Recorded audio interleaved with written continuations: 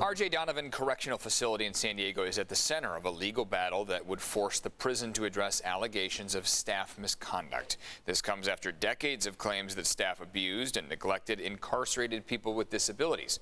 iNewsSource is digging deeper into this story, and editor Mary Plummer joins us now with more on this. Good morning, Mary. Good morning. All right, so give us a little more background on this this legal battle here. So what are some of the claims people are making about the staff misconduct? Hi, Eric. Well, the allegations are quite serious here. They include that corrections staff at R.J. Donovan State Prison physically assaulted disabled residents. Staff allegedly targeted inmates in wheelchairs and those with walkers. So really serious reports of physical abuse to folks who are disabled and incarcerated at Donovan.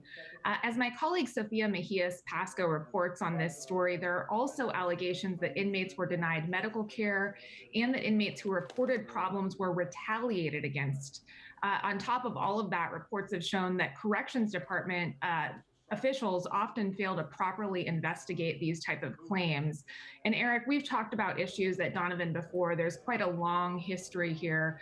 These reports of abuse date all the way back to the 1990s. This litigation has been going on for quite some time. Yeah, we've discussed some of the allegations here. We know a judge has ordered the prison to enact some reforms, but have you guys learned, has anything changed there?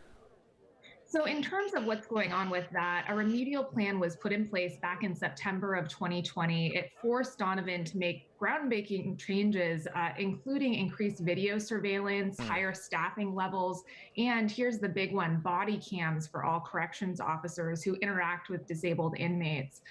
All of this is happening under federal oversight from the federal court system. Lawyers from Donovan and the corrections department have been negotiating reforms for more than a year, according to court documents. So there's a lot of work underway here, some progress, but still a lot of challenges that remain, and some really complex issues that are still getting sorted out here. Yeah, some of those challenges, some legal pushback, I understand, has been given here. Can you explain more on that? So lawyers for the corrections department argue that this court order is intrusive and that it requires overly broad reforms. They say a lot of these reform efforts, which have been underway since last year, micromanage prison leadership.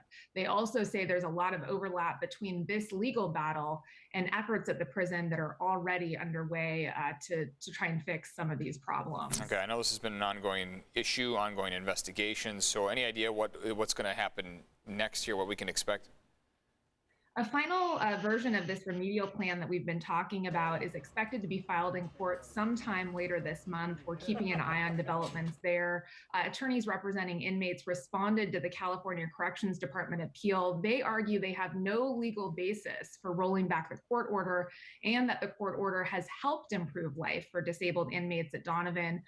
Ultimately, it's likely going to be up to a panel of judges to decide exactly what happens next with that remedial plan. Boy, this one's not over yet. There's a lot of still developing here. And Mary, thanks for staying on top of it, you and your group there at iNewsSource. Appreciate your time this morning. Where can people learn more about the investigation if they have further questions?